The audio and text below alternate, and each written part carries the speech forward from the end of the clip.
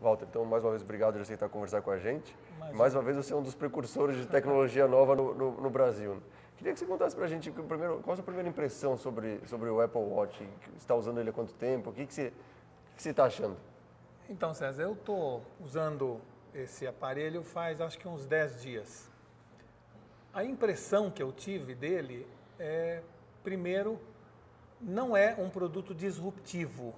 É um produto que traz praticidade, facilidade, principalmente discrição, que para mim, que vivo em reuniões, é um negócio muito importante, no sentido de ser um relógio que, acoplado a esse celular, que pode estar a 10 metros de distância ou em rede, em qualquer lugar da empresa, onde eu estando numa reunião, né, se eu estiver aqui conversando, como estou conversando com você, e de repente quiser olhar alguma coisa, basta virar, imediatamente para o autoacelerômetro, ele acende e dá todas as informações. E aqui eu recebo qualquer informação, seja dos e-mails que vêm, notícias de mercado, a hora, enfim, tudo que eu quiser saber está de maneira discreta na minha mão. Isso para mim foi talvez o lado mais positivo desse novo produto da Apple. Você tinha grande expectativa em relação ao Apple Watch, por ser da Apple? Isso, exatamente. Eu acho que a Apple é sempre uma empresa que traz excelência nos seus produtos. Então eu tinha uma expectativa, mas eu diria que ele supera um pouco a expectativa, porque continua sendo a mesma qualidade Apple. Veja, por exemplo, o estojo é um estojo de luxo, quer dizer, quando você abre o produto, é no fundo um produto Apple, nesse aspecto de ser sempre uma experiência você abri-lo. Quando você começa a usá-lo, ele é muito simples de se instalar. Praticamente ele reconhece o seu celular e se auto-instala automaticamente. Terceira coisa importante dele é que ele tem uma capacidade de ser bastante amigável enquanto interface. Quer dizer, você tem no aparelho praticamente todas as minhas ferramentas, os meus apps, muito fáceis de eu mexer nele. Ele tem duas formas de você mexer basicamente. Ele tem o próprio dedo na tela e ele tem ao lado dele esse botãozinho que girando ele aumenta, muda, diminui, etc. Então, essa dupla facilidade trouxe algo de muito novo para esse aparelho. Há um terceiro componente desse aparelho que é muito interessante, que é a parte de trás dele. Nós temos 4 sensores nesse aparelho. E nesses 4 sensores, você pode medir pulso, saber quanto tempo você ficou de pé, medir praticamente tudo o que o seu corpo realiza, mas além disto, se eu estiver dirigindo e usando o mapa nele, ele treme do lado esquerdo ou do lado direito do meu pulso para saber se eu viro à direita ou à esquerda. Legal. Então ele traz algumas novidades que realmente impressionam, né? É algo que, vamos dizer assim, foi inesperado para mim ele se transformar em algo muito mais do que simplesmente um relógio. Outra coisa que a Apple se preocupou, e é muito interessante também, é que se você quiser hoje, mais uma vez, mexer no seu aparelho, além do chamado toque que você mexe para cima e para baixo, fazendo então com que tudo que você queira esteja ao toque de um botão seu, né, de você mexer na mão, mas além disto, o mais interessante é que quando você está no seu módulo de hora, ele já tem no próprio relógio todas as informações. Eu tinha uma reunião com o olhar digital das 2h30 às 4h, a temperatura, eu tenho tudo aqui. E mais do que isso, se eu apertar firme, imediatamente eu tenho uma dezena de opções de formatos de relógio. Então, é a primeira vez que no sistema gráfico você consegue simplesmente com tocar, mexer, ele mexe, mas quando você aperta nele, ele imediatamente se transforma numa outra plataforma. Então, tudo isso faz desse relógio um produto extraordinário para ainda um uso ordinário, porque eu não posso te dizer o que será dele no futuro, uma vez que o que faz um hardware é muito pouco. O que vai fazer esse hardware se transformar em algo extraordinário são os softwares. Como nós estamos no começo do produto, são poucos ainda. Tem muito software ainda a ser desenvolvido, muito aplicativo que vai chegar, e claro que isso vai mudar tudo na história desse produto, se ele vai ser um produto realmente revolucionário ou apenas mais uma evolução. Ô, Walter, e outra coisa, eu sei que são 10 dias ainda só de uso, mas alguma coisa te decepcionou? Tinha alguma coisa que você esperava que fosse mais do que, apesar de tudo que você falou, tem alguma coisa que você esperava que fosse mais do que ele realmente é? Eu não tem nada que eu esperava que fosse mais, porque eu tinha uma expectativa enquanto à qualidade do produto, ao acabamento, à embalagem, mas eu não tinha muita expectativa em relação à usabilidade dele. Então, ele não me decepcionou em praticamente nada. O que eu posso te dizer é que se trata de um aparelho que, no fundo, é um mini celular. Por exemplo, eu adoraria que no futuro ele independesse do celular, que um dia eu pudesse deixar o celular em casa, sair com ele e fazer tudo com ele. Hoje ele é totalmente dependente do seu smartphone, né? Ele é dependente do smartphone, você pode ter o smartphone ao lado dele, em cima da mesa, como pode tê-lo em qualquer área da minha empresa através do Wi-Fi.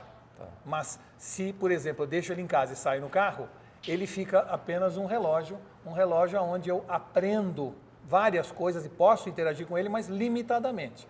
Toda a possibilidade que existe no aparelho de eu me comunicar com alguém ou receber mensagem de alguém, está evidentemente pareado com o meu celular. Você consegue fazer até chamada pelo celular. Agora vai fazer igual o James Bond, conversar pelo relógio. Aliás, né? Eu tenho conversado muito, porque você estando numa reunião e ficar com o celular na mão dá uma sensação um pouco deselegante. Então, quando toca aqui, ele treme no meu pulso, ele toca, aparece a pessoa que está chamando, e eu, ao apertar o botão, falo com a pessoa, e a pessoa me ouve, e eu ouço ela. E olha, eu testei, a pessoa não sabe se eu estou no celular ou no aparelho. O som é tão bom que dificilmente a pessoa distingue se eu estou, como às vezes no Viva Voz do carro, que a pessoa sabe que você está com eco. Não há nada disso. O aparelho ele responde da mesma forma que um celular. E quem está recebendo a chamada ou me chamando não é capaz de distinguir se eu estou falando em viva voz nesse aparelho, nesse relógio, ou de maneira mais discreta no celular. Portanto, que eu tenho que avisar as pessoas, às vezes, olha, eu estou em viva voz, estou no relógio, olha o que você vai falar. Bacana. Walter, outra coisa que você comentou que é bem interessante foi a estratégia de marketing da Apple com esse produto novo, né?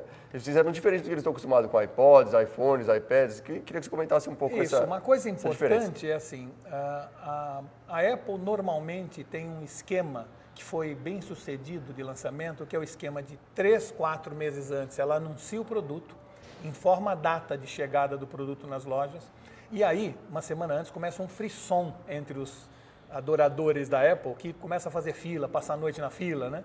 Dessa vez, a Apple fez um esquema diferente, você entrava na fila para encomendar o produto, ele não está disponível nas lojas. Isso gera, então, uma certa frustração das pessoas, que esperam com ansiedade o produto para colocá-lo na sua mão e, de repente, você é obrigado a pedir e demorava um mês, 4 semanas, agora parece que estão 2 semanas, é demorado o processo. E em marketing, a gente sabe disso, toda dificuldade excita e traz mais demanda, mas a dificuldade extrema, às vezes, gera um efeito contrário. Então, eu acho que a Apple, de alguma maneira, se eu puder encontrar algo crítico em relação à Apple, acho que ela exagerou na dificuldade. Se eu tentasse entender o porquê que ela fez isso, talvez a razão seja, ela trouxe tantos modelos, com tantas cores e tantos formatos, tantas opções, ficaria muito difícil ela estocar as suas lojas. Então o que ela fez? Ela gerou uma demanda, as pessoas vão lá, fazem a encomenda, e depois de 1, 2 ou 3 meses ela vai entender que tipo de produto, que tipo de demanda é maior para poder fazer o estoque da maneira correta. Então eu acredito que já nós vamos encontrar nas lojas, mas nós estamos já há 2 ou 3 meses do lançamento, até agora só pedindo e só esperando. Ainda não deu tempo. Ainda não deu tempo. Ô, Walter, e por último, você acha que é um produto que vai pegar no Brasil? O brasileiro vai vender aqui como vendeu como o iPhone?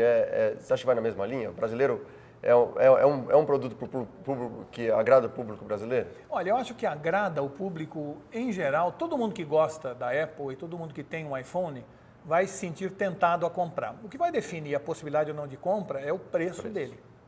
Hoje, ele custa nos Estados Unidos de $400 até 10 mil. A versão de ouro. A versão de ouro, exatamente. O Brasil tem sido muito surpreendente, às vezes, em produtos de luxo venderem mais do que produtos standard. Então, a gente não sabe, mas que, sem dúvida, vai haver, na minha opinião, uma grande demanda por esse relógio, dependendo da possibilidade de a que preço chegará no Brasil, eu acho que sim. E claro, vai depender também, e muito, entre o lançamento nos Estados Unidos e o lançamento no Brasil, vai depender muito de os tipos de aplicativos mais úteis que existam para que justifiquem a razão de eu gastar tanto por um relógio que, no fundo, mede pressão, mede pulso, mede um monte de coisas, vê as horas, mas eu hoje posso fazer muitas dessas coisas com alguns aparelhinhos soltos ou talvez com o próprio celular.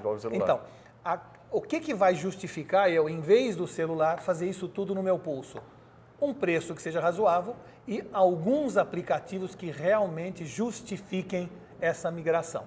Do contrário, será mais uma opção mas não acontecerá, como aconteceu com o iPhone, aquela verdadeira revolução. Walter, tem bastante gente trabalhando em aplicativo para o Apple Watch, né? Tem muita gente, eles recentemente, na última reunião que fizeram, facilitaram ainda mais a possibilidade de a gente fazer aplicativos, e tem várias empresas que eu conheço que estão desenvolvendo aplicativos, mas novamente, todos esses aplicativos que estão sendo feitos para ele, tem também no iPhone. Então é assim, a gente precisa entender que se trata de um facilitador, de uma ferramenta discreta de comunicação, onde você vai estar ainda mais com a sensação de always connected, de sempre conectado, né, mais do que nunca.